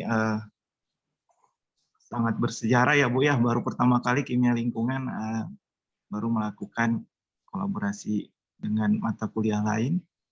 Dan ini sangat menarik dan banyak hal yang bisa kita diskusikan sebenarnya untuk ke depan ya. Jadi makanya mahasiswa yang mengambil mata kuliah kimia lingkungan nanti semester depan bisa ngambil mata kuliah oceanografi lingkungan ya sebagai pelengkap. Nanti kita bisa sharing juga kimianya sama oceanografinya bagaimana. Sangat menarik Bu. Itu juga apalagi yang tadi saya lihat dampak ikan mati itu ternyata tidak hanya dari pencemar ya. Ternyata Ya. juga dari Nutrien yang berlebihan. Fitoplankton yang banyak planktonnya ya. Jadi hab dan kondisi hab itu sehingga kandungan oksigennya berkurang, mati juga ya, meninggal juga itunya ikannya di Teluk Jakarta. Saya kira kandungan pencemar saja. Memang biasanya nitrat sama amonia kita juga analisis Bu. Cuman Ya. masalahnya sifat amonia terutama itu tidak stabil. Karena kalau kita bawa ke lab hasilnya tidak sesuai harapan, malah lebih banyak atau hilang gitu dari yang kita bawa seharusnya.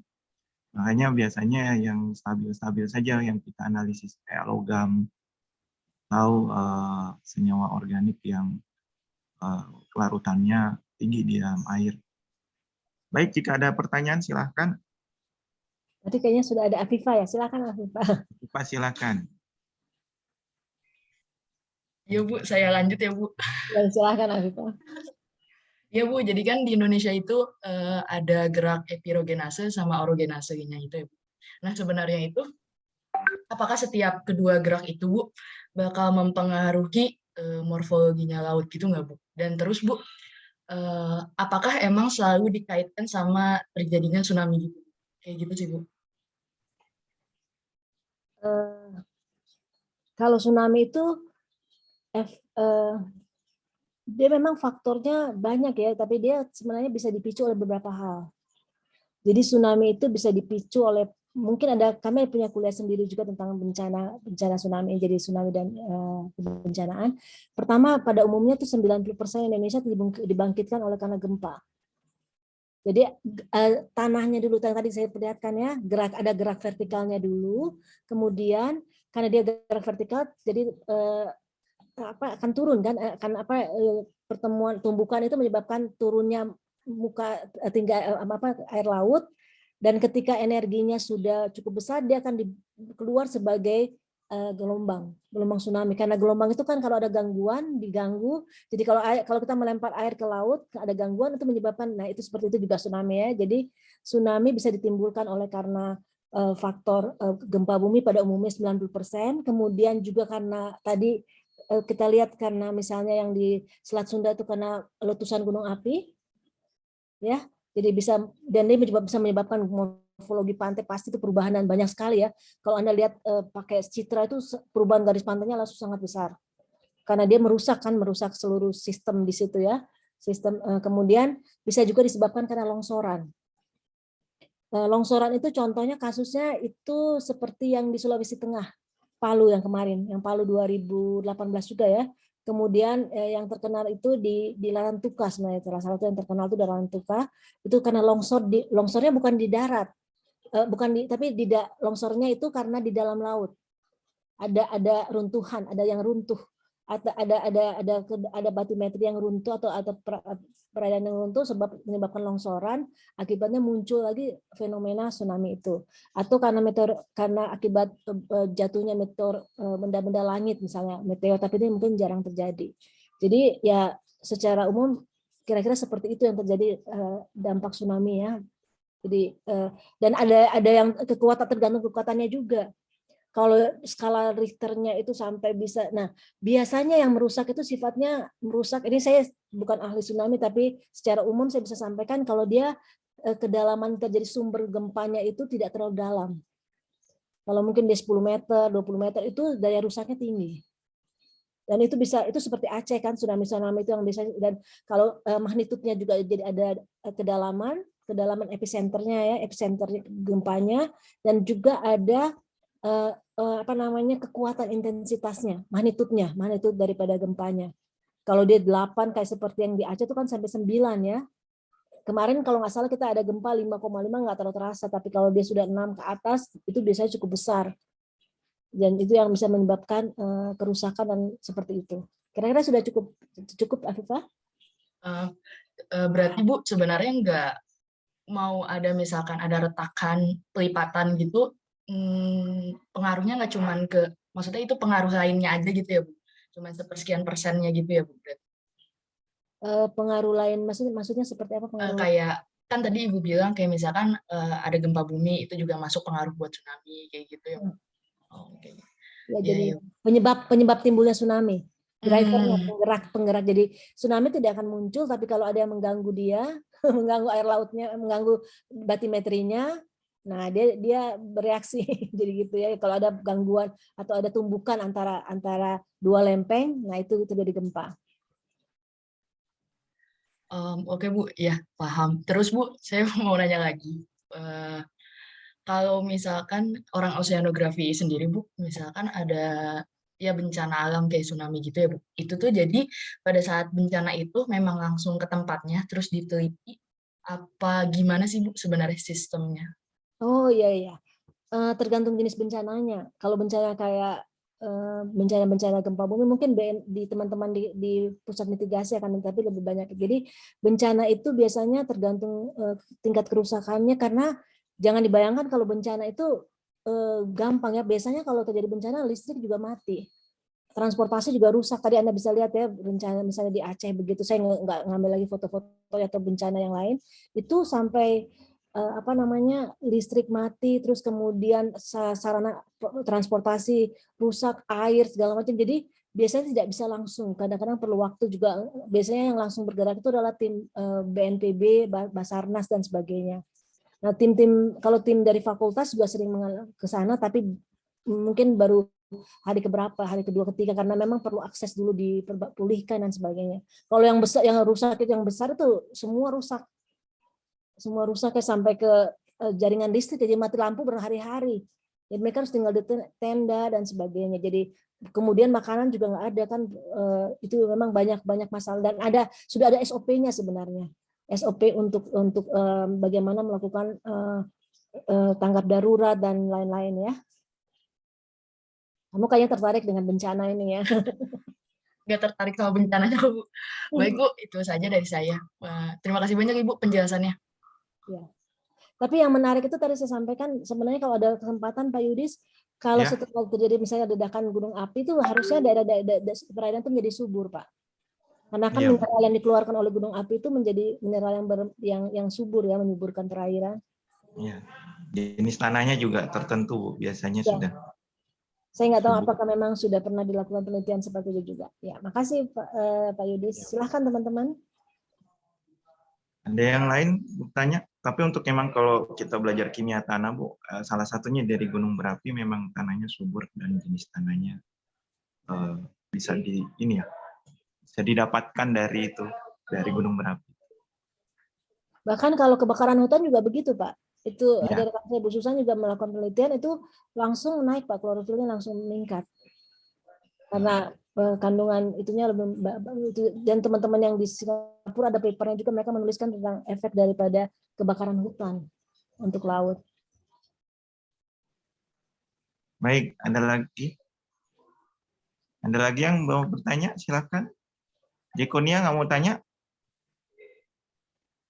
Riela tadi banyak membantu juga diskusi dengan Ibu.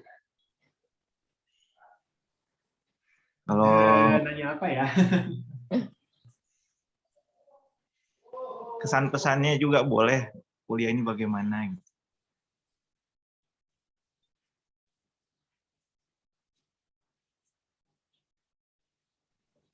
Kira-kira dari yang tadi saya sampaikan, apa yang kira-kira yang sangat related dengan kimia, dengan killing ya? Mungkin Jekonia ya. Menurut kamu yang mana yang sangat related dengan killing ini, kuliah lingkungan? Saya pikir tadi killing itu apa, Pak? Ternyata kimia lingkungan ya. Ayo Jekonia. Mungkin kalau dari yang tadi Ibu udah ajarin, yang mungkin dari aku paling connect sama kimia itu tentang ini yang pas tadi Ibu tunjukin tentang apa namanya, kandungan mineral, oksigen, air, sama pH-nya terkait dengan HAB tadi ya. Aku langsung kepikiran kayak metode sampling yang mungkin kita bakal lakukan nanti di kuliah lapangan gitu, dan gimana analisisnya langsung dikaitkan ke ya biota gitu, alga gitu. Itu yang paling berkesan buat aku, Boy. Iya, ya. Memang ini kalau di Indonesia tidak terlalu banyak sebenarnya penelitian HEP itu. Jadi karena memang lokasinya nggak juga banyak. Tapi kayak teman-teman yang di LIPI Ambon ya, LIPI Ambon itu kan kantornya tuh, Pak Yudis mungkin udah pernah ke sana atau ada teman-teman pernah ke sana. Itu di kantornya tuh pas depannya Teluk Ambon, Teluk Ambon ya. Jadi apa namanya, Teluk Ambon, dan di situ biasanya seringkali terjadi yang tadi itu ya, ledakan red tide dan sebagainya. Hanya sayangnya memang karena mereka terbatas dengan tupoksi, jadi orang oceanografi biologi mengambil data biologi, oceanografi kimia mengambil, jadi tidak integrated. Harusnya integrated kan harusnya, supaya datanya bisa bareng. Jadi mereka bisa, dan harus langsung diambil datanya. Kalau enggak eventnya bisa lewat ya kadang-kadang. Tapi itu menarik juga karena dia salah satu mahasiswa saya kebetulan mengambil tugas akhir tentang itu, menghitung bagaimana proses perkembangbiakan sampai dia menyebar begitu ya ke satu perairan, dan dia menyebar kemana saja dengan mengambil kalau ada sampling HEP gitu, seperti itu. Nanti dilakukan dengan data lapangan dan juga dengan model. Ya. Ya. Dan dari kematian ikan massal juga ya, selain HEP, kematian ikan massal juga sama ya. Itu ternyata juga persoalan HEP tadi itu ya. Iya. Jadi sangat berkaitan juga, Bu, pencemarannya gitu.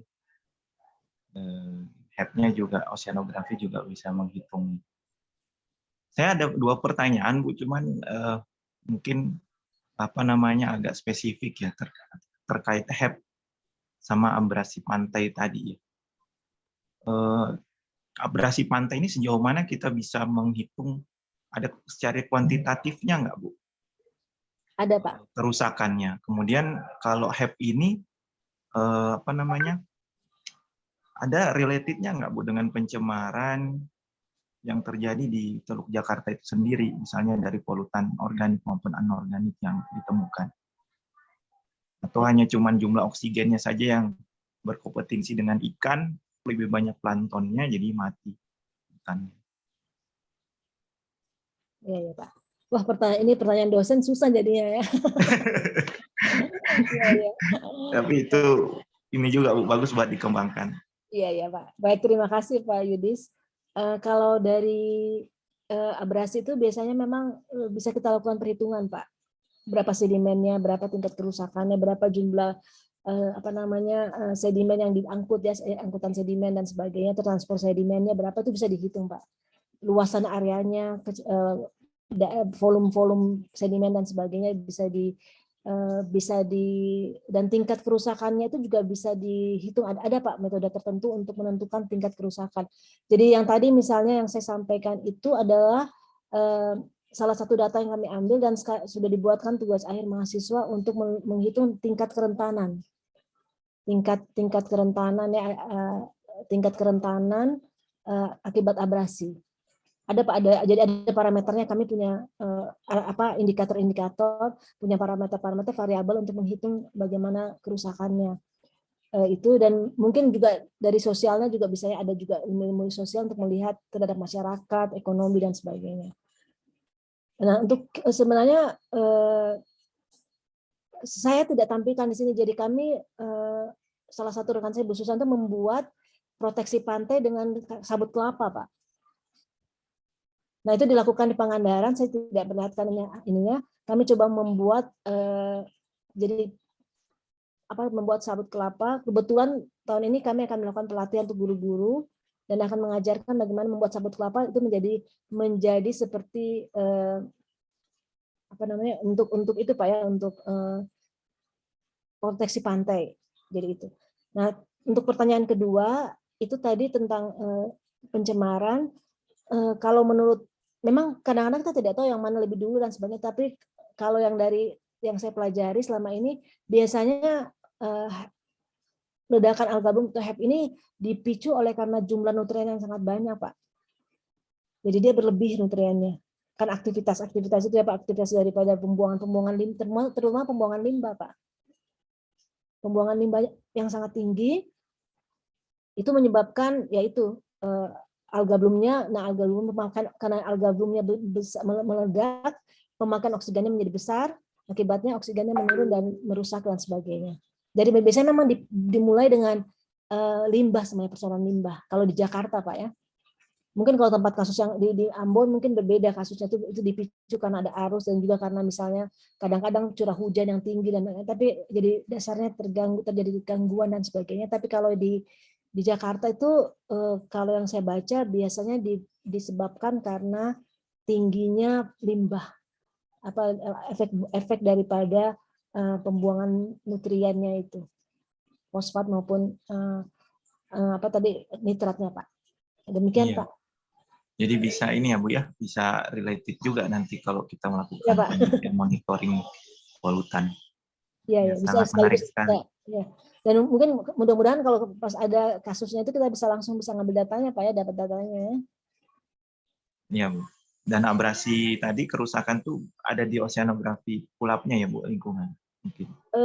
Abrasi biasanya ada mata kuliahnya Pak, sedimen, sedimen. Tapi kami juga pulapnya juga kami lihat seperti. Tapi ini kebetulan kami akan gabung dengan ekowisata bahari Pak. Jadi itu juga mungkin akan dilihat juga bagaimana kondisi lapangannya ya. Diukur langsung tidak mungkin, ya sederhana aja pengukurannya Pak. Garis pantainya dan ya gitu. Kalau mau mungkin 5 menit aja saya akan coba tayangkan satu video terakhir Pak ya, kalau masih diberikan kesempatan 5 menit Pak ya. Saya tayangkan video teman-teman yang dari yang kemarin ke lapangan.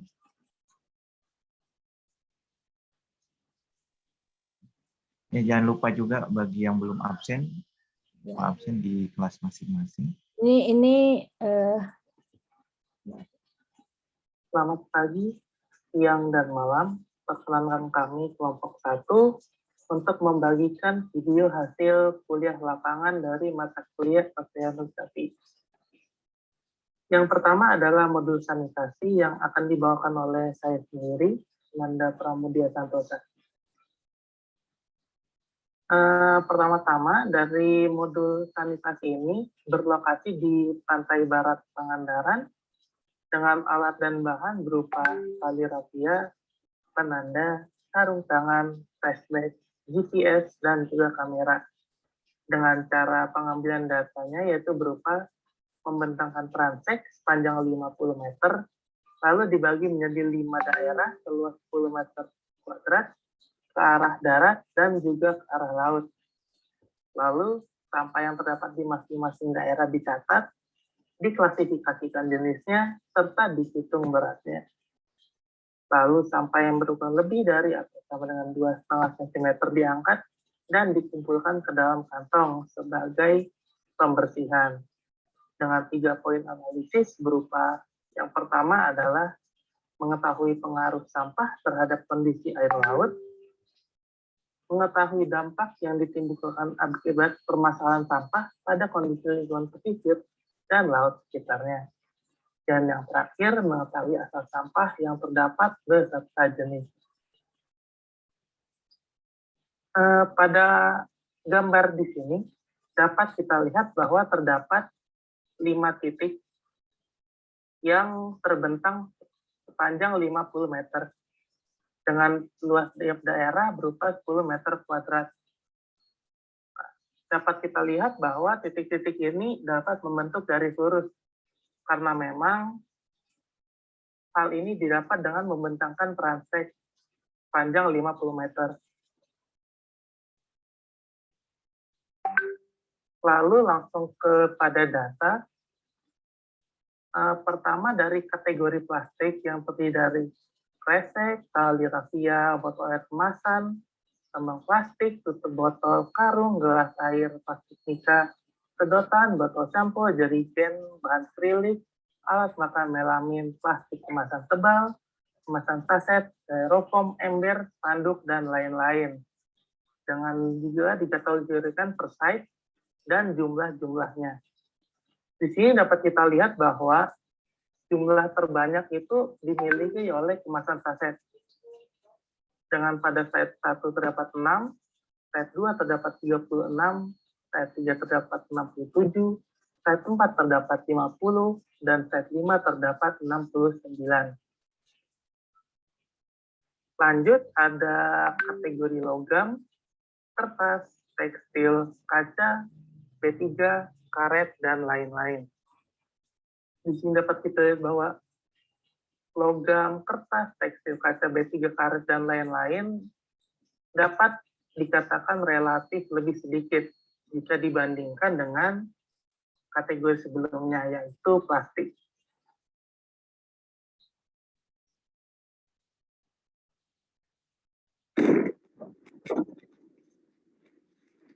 Ini dapat kita lihat video dokumentasi dari kuliah lapangan, khususnya pada modul sanitasi ini, dapat dilihat bahwa tali rafia dibentangkan sepanjang 50 meter, lalu setiap 10 meter ditandai dan ditandai sebagai site, lalu sampah-sampah yang ada diambil, diklasifikasikan, dan juga ditimbang.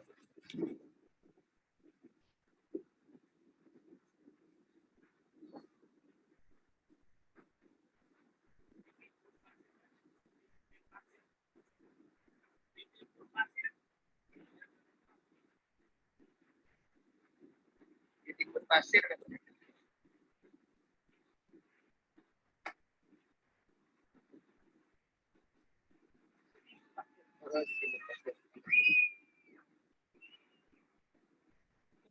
Berdasarkan data-data yang sudah ada di tabel tersebut. Jadi ini mungkin saya tidak perpanjang lagi Pak Yudis, tapi ini kira-kira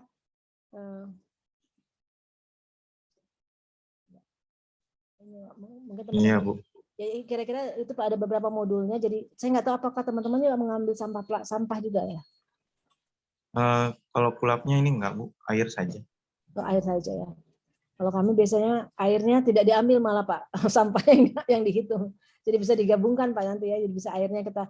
Tapi kita akan rencananya untuk kali ini kita akan mengambil data air juga Pak, karena ada pengolahan data untuk untuk uji labnya. Jadi biasanya digabung Pak, jadi diambil juga air lautnya untuk melihat kualitas air laut di situ seperti apa dan juga digabungkan dengan yang lainnya. Ya. Mungkin itu Pak, ini masih ada beberapa modul, ada 5-6, mungkin juga nanti kita bisa bicarakan Pak ya, buat teman-teman, mudah-mudahan teman-teman ini mungkin yang bisa ikut, nanti kita bisa merancang, bisa kalau disetujui Pak ya proposalnya dan bisa lanjut, kita tahun depan akan bisa berkolaborasi Pak, terutama untuk penelitian lapangannya ya, dan kuliah-kuliah. Ya.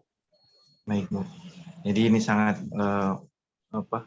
interesting juga, ada video ininya ya Bu ya, pulang. Iya Pak, Jadi selalu panitia Pak bisa memvideokan juga, bagus tuh ya. Selalu Pak, tugas mereka itu Pak, tugas mereka. Tahun depan. Baik Bu, terima kasih banyak atas informasinya dan sharingnya hari ini. Mungkin sebagai penutup kita bisa foto bersama untuk sebagai tanda terima kasih dan juga hadiran mahasiswa yang sudah hadir sampai sesi akhir ini. Silakan, Mangga Afifah Mandu. Nanti 2 minggu lagi ya Pak Yudis, kami undang juga ke Oceanografi Lingkungan memberikan kuliah. Oke teman-teman, on cam ya, on cam ditunggu sampai 10.51. 1 menit aja. Ya udah, berarti 10.49.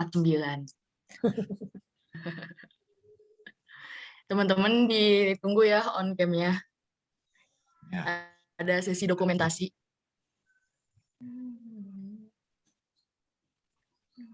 Dirapikan dulu rambutnya, yang pakai kerudung ya agak lama soalnya. Dulu semuanya. Oke, ada lagi yang mau on cam, silahkan on cam dulu.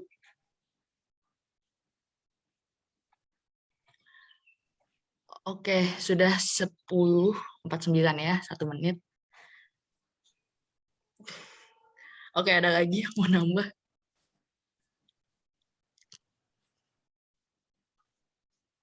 Oke, udah ya. Ada 2 slide. Yang senyumnya yang ikhlas. 1, 2, 3. Oke, sebentar ya. 1 page lagi. Oke.